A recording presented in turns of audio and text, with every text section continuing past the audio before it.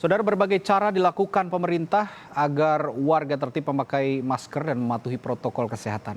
Di Jakarta Timur, sanksi masuk peti jenazah bagi warga yang melanggar pembatasan sosial berskala besar diberhentikan karena tidak masuk dalam peraturan gubernur. Sementara itu di Kabupaten Bogor, Jawa Barat, sanksi menatap keranda di dalam ambulans terus berlanjut karena dianggap bisa menimbulkan efek jera bagi pelanggar protokol kesehatan.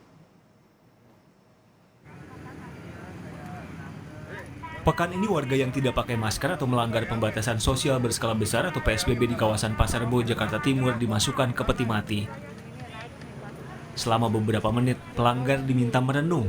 Kalau tidak patuh protokol kesehatan saat pandemi, bisa berujung kematian. Ini adalah sanksi pilihan selain melakukan kerja sosial atau bayar denda Rp250.000 yang muncul spontan di lapangan. Karena tidak tercantum dalam peraturan gubernur, sanksi masuk peti mati pun dihentikan. Jadi ini tidak akan kita lakukan karena memang bukan bagian dari penegakan ataupun pengenaan sanksi yang diatur oleh regulasi tersebut. Kemarin itu saya kira juga itu hanyalah simbol saja. Jadi bukan pengenaan sanksi, bukan bagian dari pengenaan sanksi administrasi ataupun sanksi sosial sebagaimana diatur oleh regulasi yang sudah ada. Di Parung, Kabupaten Bogor, Jawa Barat, warga yang tidak memakai masker dihukum masuk ambulans yang berisi keranda jenazah.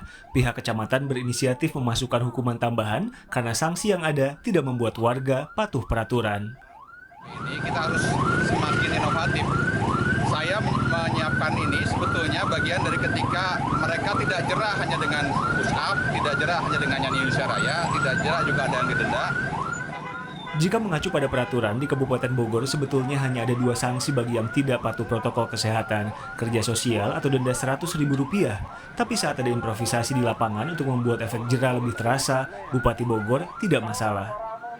Lebih kepada edukasi karena tidak semua masyarakat mengerti, tidak semua masyarakat baca aturan.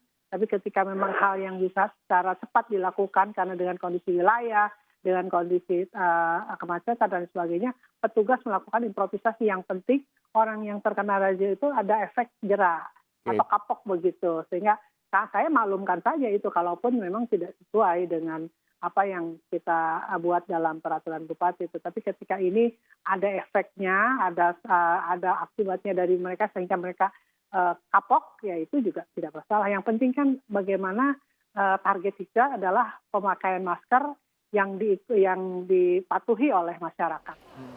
Sampai dengan kemarin, lebih dari 187.000 orang di Indonesia positif COVID-19, 7.800 diantaranya meninggal dunia.